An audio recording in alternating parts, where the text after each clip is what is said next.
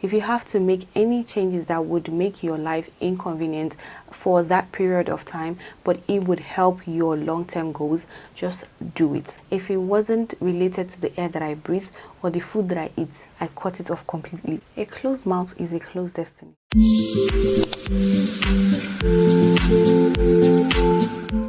Hello there. Welcome to my YouTube channel. My name is Tina. If you're new here, you are very much welcome to the family, and if you're already part of the family, thank you so much for the love and support you've shown me so far. Please be sure to like my videos, subscribe, and share with your friends and family.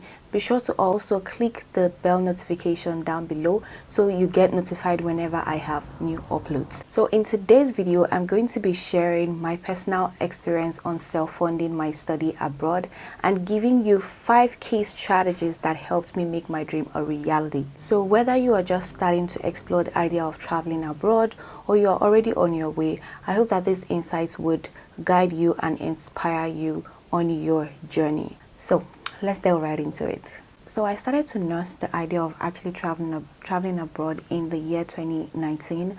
At the time, my friend had just relocated to the United States, and honestly, her story was very inspiring that I was so desperate to take the exact same route that she took. But then again, I had to do my research, and this is where my first key strategy comes in, which is research and discernment.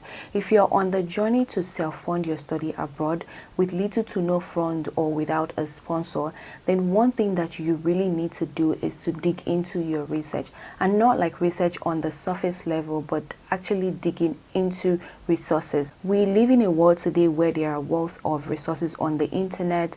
People have like YouTube channel, there are websites like Nairaland where you can go and source information for free. So there are no limitations as to how far you can get to when it comes to doing research. And then you also need the ability to discern. This is very important in the sense that when you do your research, you should be able to come to a conclusion based on the outcome of your research. The truth is, as much as we do have lots of resources on the internet, we also do have conflicting resources as well.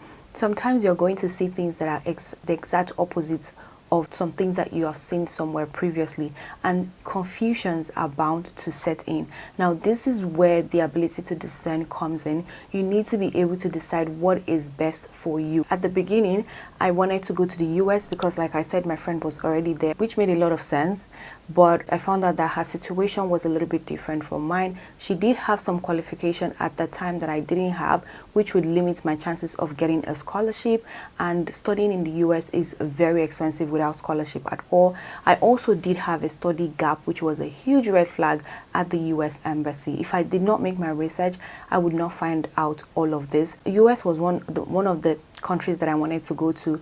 I actually had the big 4s in mind. The big 4 for me is Australia, the US, the UK, and Canada. These were the countries I had in mind to go to at the time I wanted to study abroad. But unfortunately, these countries are very expensive. Like, how exactly was I supposed to afford the tuition for these countries with the low amount of funds I had? And considering the fact that the qualifications then was not enough to convince these schools to give me a scholarship, I had to take those countries off my list, and then I started researching on other countries. I checked on almost all of the countries in Europe. I checked on Ukraine. You'll be shocked. I checked on Russia. Like, I was ready to go anywhere, and at the time, out of desperation, which I do not advise to start with. So, but then you still need to do your research. I looked into countries like Finland. I then discovered that most of these countries had like really good benefits for international students. Then I stumbled on Poland. Now, when I say discernment, this is where it starts to come into play, because when you do research, you're going to have a lot of options. Now, out of the many options that you come across, you have to select one. You need to select the best for you. There are lists of things that you should be looking out for when making a decision, such as cost of living, the chances of getting a scholarship, chances of getting a job, what is like the post-study visa going to be like for you? Are you expected to travel out of the country immediately you graduate? Are you allowed to work? How many hours are you allowed? These are like the questions you should be asking yourself when you're making your research and when you want to decide on what country to go to. So for me, when I stumbled on Poland, I asked these questions about Poland, and honestly, Poland just checked the boxes for me in everything. I decided to go to Poland. Now, after the decision comes the steps to actually getting the visa. I mean, like starting the admission process and getting the visa. In all of this process, one thing that I would say stood out for me was my flexibility. Now, this is my second point. If you are willing to travel abroad and you are low on funds and you don't have a sponsor, but you really want to travel abroad, then you cannot be rigid. You need to be flexible. Be flexible in your course of study. You need to be flexible in your country of choice, in your city of choice.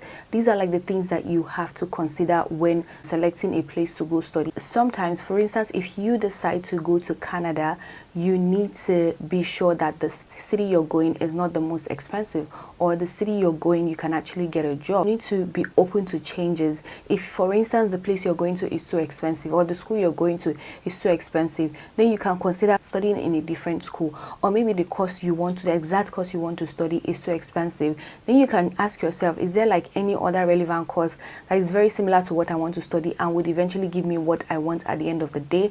Then you go for that. For a lot of people that do not have the means, financial means, to go to their country of choice per se, I would say just explore other countries. I know a lot of people I came to Poland with, some of them are no longer in Poland. I specifically know about 2 of them that are relocated to the United States, and some are already in Canada as well. So it is just about being strategic and making realistic plan as well. You should consider other countries as well that you can afford their tuition to start with. I know that in Poland there are still some schools that offer very affordable tuition.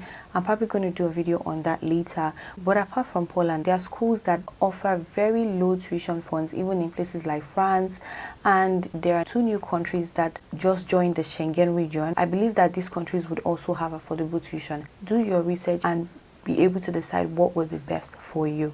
In my own case, I really wanted to study nursing, but then again, I did not have the amount of money that was required by the schools. Most of the schools in Poland at the time were charging about 3,000 euro upward, 5,000 euro upward, which is not a lot of money. If if we think about it, it's not a lot, but with my situation at that time, I couldn't afford that much tuition. I asked myself which would be the best for me. Should I wait in Nigeria until I get the money, or look for something else that is affordable and just get there first and figure it out from there? The way Nigeria is going, the naira keeps depreciating by the day, which means that if I had a certain amount of money, by next year the value of that money would depreciate. So it wouldn't even have been the best for me to actually decide to wait until I got the money. So what I did was I then made the decision to take up another course that would be very cheap. And I also did a lot of research regarding scholarship. Some people have the money to actually hire agencies or to pay someone to, take care of the admission process for them. Now, if you are self-funding, you don't have that money, you don't have the luxury to do that. So you have to do your research. You need to check scholarships that are available, because scholarships are very much available abroad, and it is very good to take advantage of these scholarships that are available. So if you qualify, of course, send as many applications as you can for scholarship. You never know which one would click in. And Poland is not very known for offering scholarships to international students, and that's because their tuition is already very much discounted. Like, it's very affordable, so they don't really give that much scholarship. So I then started to look for any other school that was affordable. I stumbled on a school in Warsaw. I think that was University of Warsaw, University of Warszawa. At the time, they were offering a particular course for free, completely free. I did apply, but I never got it. So I then found another school in Opole, which was very affordable. At the time, the tuition was around 500 USD. Can you believe that? This is the importance of doing your research. Imagine that there are schools that are charging 5,000 euro, and then I was still able to find a school that was charging 500 USD. So I decided to go for that course because I was very much flexible.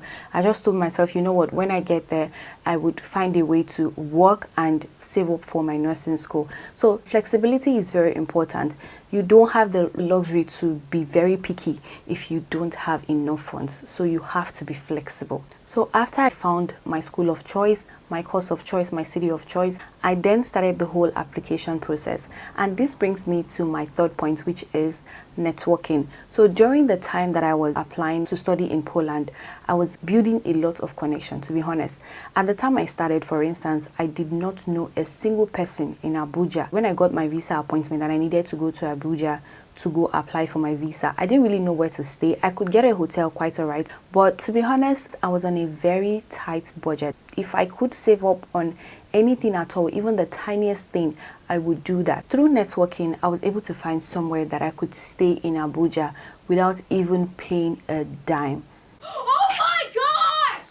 That's how important networking is, to be honest. I built a lot of connection. At the time, Nairaland was my favorite website. I used to sleep and wake up on Nairaland because that was where I even found out about Poland. That was where I found out the application process for the Polish study visa and how feasible it was to get visa at that time. So what I did then was, on Nairaland, there was this feature that allowed you send messages to people and it would get to them through their email. It would either reach out to you and then give you the opportunity to reply back to them. So basically what I was doing is I was reaching out to people, not randomly, but I was very selective about the people that I was reaching out to. So I looked at the thread and I saw people that were contributing positively to the thread. I got added to so many WhatsApp group at the time, and even from the WhatsApp group I was constantly sending DMs to people that I knew could be of great help to me. One phrase I would always give to people who are in a similar situation as I was at the time is that a closed mouth is a closed destiny. Now, I'm not saying this for you to ask people for money. It is for you to explain your situation to the people that you meet, because it doesn't necessarily have to be monetary benefits that you're getting from them. It could be one referral that would change your life for good. It could just be that advice that would make a lot of changes in your life. Like, people do not necessarily know that you need that referral. They don't know that you need that advice if you don't open up and tell them your situation. It's just you opening up to people and being selective about the people that you open up to. Nobody can read your mind. No one is a mind reader. You have to open up to people. Focus on the price. Focus on the price. Don't think about any other thing. Like, okay, things like that someone is going to judge me, or I don't know how they're going to feel, or I don't know, it would make me look like I am desperate.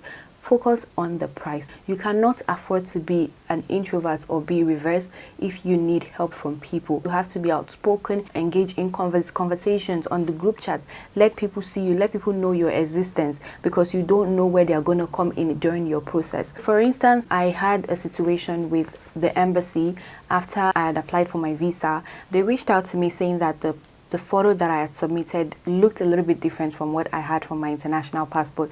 That was very funny because, I mean, that's me, what I used to have. Anyway, they needed to confirm if that was really me, and I was in a worry at the time. So I reached out to someone that I had just met during the process, and I was like, hey, I'm having this issue with the embassy, can you please help me go there to rectify it? And he helped me go there, and the issue was resolved, and that was it. So even after I got my visa, I did not travel to Abuja. I only traveled to Abuja once, which was to go apply for my visa, and then the second time I went to Abuja was when I was flying out of Nigeria. I never went to Abuja again. After I got my visa, another person that I had met during the whole process went to the embassy for me, picked up my visa and sent it to me via GIG Logistic, and I paid. I couldn't have had this help from people if I didn't network with them. Now, my fourth point would be integrity. The ability to stay true to your values, be very honest, be a very honest person. Because sometimes, especially if you're low on funds, you would get to a point where you actually need to take a loan. That's just the truth of the matter. If you don't have a sponsor, the abroad journey is, no matter where you want to go to, no matter what country you decide you want to go to, it's still very much expensive. And that's where your integrity comes into play, because if you are generally not known to be a very honest person, you're going to really struggle to get help from people. I did have a similar experience as well. After I got my visa, I was kind of stuck because I had already exhausted everything I had processing the visa, and then I needed some funds to travel. I did get loans from friends. They came through for me. My brother also did come through for me, and they did this because they trust me. They know that no matter where my fate carries me to, I'll still remain true to my value.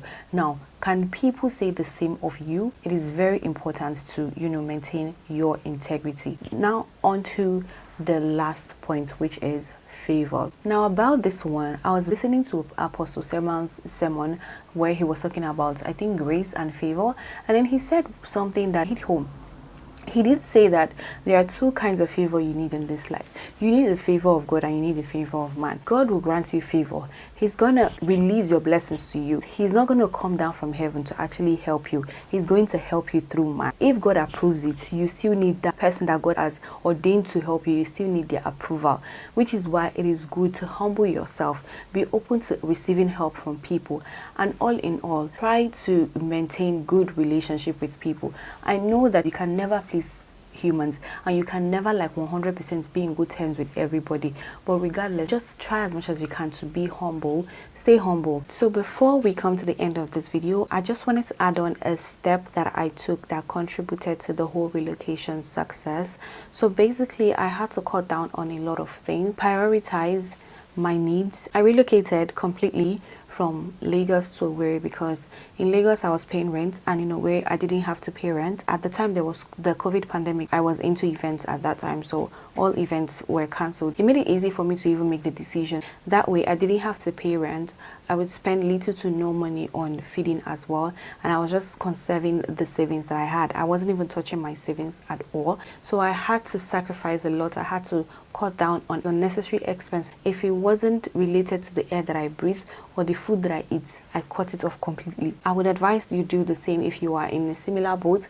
Anything that is not necessary, you don't necessarily have to do your hair or your nails any longer. You know that you have a goal that you're working toward, so it's just going to be a sacrifice for a short period of time. You don't have to buy that new phone that you want to buy. If you have to move back to your parents' house, please do. If you have to make any changes that would make your life inconvenient for that period of time, but it would help your long-term goals, just do it. So these are the 5 key strategies that actually did work for me. I hope that you were able to pick at least 1 or 2 things from this video to apply to your journey.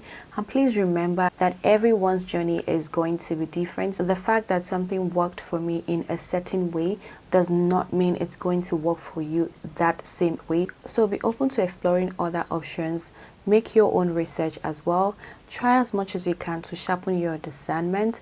Build and connect with people. Make sure that you stay true to your value and be open to receiving help from people. If you have any specific questions for me, you can please drop them in the comment section. I will try as much as I can to reply to them.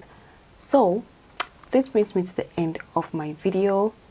If you have made it up until this end, I just wanted to say thank you very much for watching me up until now. Please be sure to like my video, subscribe, turn on the notification bell so that you get notified whenever I have any videos. And also, if you know anyone that would find this video helpful, kindly share to them as well. Let us build a supportive community where we can help people that have the dreams to study abroad. Thank you again, and I will see you in my next one.